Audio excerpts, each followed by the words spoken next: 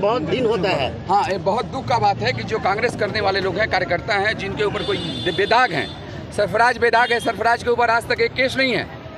ये बहुत बड़ा बात है कि ऐसे कार्यकर्ता बहुत कम है। हमारे एसेट हैं ऐसे लोग, जो लोग जो हैं इनके ऊपर कोई दाग नहीं है और इनको ज़बरदस्ती बेवजह केस में फंसाया गया। तो इसके खिलाफ हम लोग हाई कोर्ट से नोटिस हम लोग दिए हैं वकील का, और आने वाले समय में हम लोग हाई कोर्ट करके उसी का जो है टोपी हम लोग जो है वहाँ टोपी उतार के क्षमा मांगेगा, तब हम लोग इसको छोड़ेंगे। इलीगल पाठक पुलिस का बाप से नहीं डरता यार, कहा डरते तो हम यहाँ थोड़ी रहते हैं। हम डरने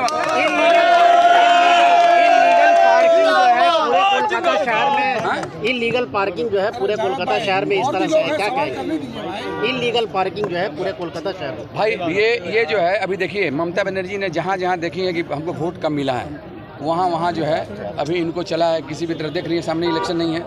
आप जब इलेक्शन चला आएगा सामने, फिर आप देखोगे, फिर वो कहेंगे कि नहीं जेखाने जाचे सब उस पर।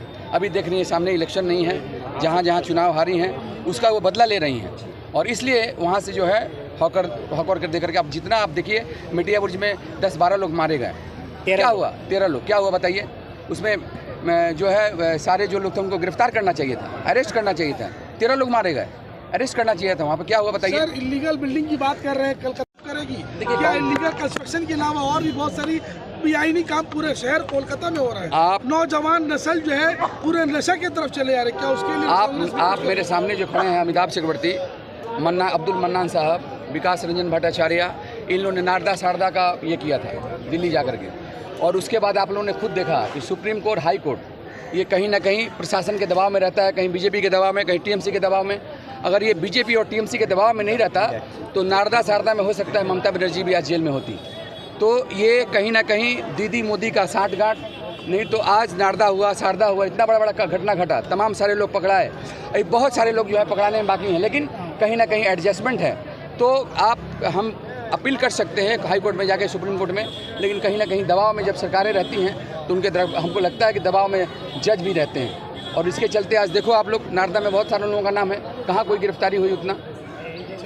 जज्बात को हम लोग सलाम करते हैं यहाँ पर। अरे इसको अब आप पूछिए, अब क्या पूछना चाहते हैं? हम तो जज ने भतीजा में तो कैमरा उसके बाद भी उन लोगों को अरेस्ट नहीं किया गया। बिना कोई केस, बिना कोई रीजन का आपको जेल में रखा गया, ये भी तो एक ऑफेंस है ना।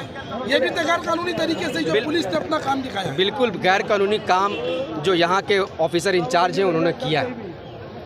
एक महिला की इज्जत के हक के लिए हम लोग यहाँ आवाज़ उठाने आए थे, और हम लोगों को पकड़कर थाने में बंद कर दिया गया, इसलिए कि हम हक की आवाज़ को बुलंद करने आए थे। कहीं ना कहीं वो चमचागिरी रूलिंग पार्टी की कर रहे हैं तो करे, लेकिन कम से कम किसी महिला की इज्जत के ऊपर अगर आप बात आए तो उसको पकड़कर आप तुरंत गिरफ्तार करें। यहाँ पर आपका तोलाबाजी का मामला नहीं था या इलीगल कंस्ट्रक्शन का मामला नहीं था, किसी लड़की की इज्जत की बात के लिए हम लोग यहाँ आए थे। क्या सरफराज साहब आप इलीगल बिल्डिंग में रहते हैं? बिल्कुल नहीं, इसीलिए शायद आपको रखा गया। पूरे मेरे ज़िंदगी में अभी तक मेरे ऊपर एक भी क्रिमिनल केस नहीं था।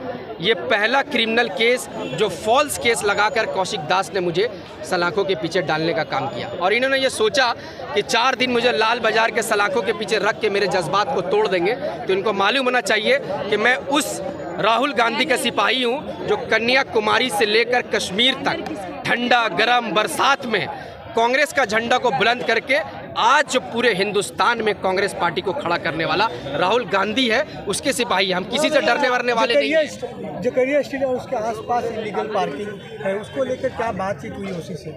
देखिए, हमने डिपुटेशन दिया है कि जकरिया स्ट्रीट जो है एक ऐतिहासिक जगह है जहाँ पे नाखुदा मस्जिद जो पूरे हिंदुस्तान का शान है, और पूरे दुनिया से टूरिस्ट वहाँ पर आते हैं विजिट करने के लिए, और खुलेआम वहाँ पर जो ट्रक्स, बड़े बड़े ट्रक्स जो हैं वो पार्किंग किया जाता है, वहाँ से पैसा उठाया जाता है, और पुलिस के संरक्षण में ये होता है।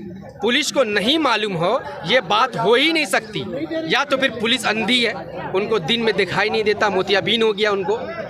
हमने अभी एडिशनल ओसी तो यहाँ मिले नहीं, क्योंकि शर्म के मारे वो हम लोगों का सामना नहीं कर पाए।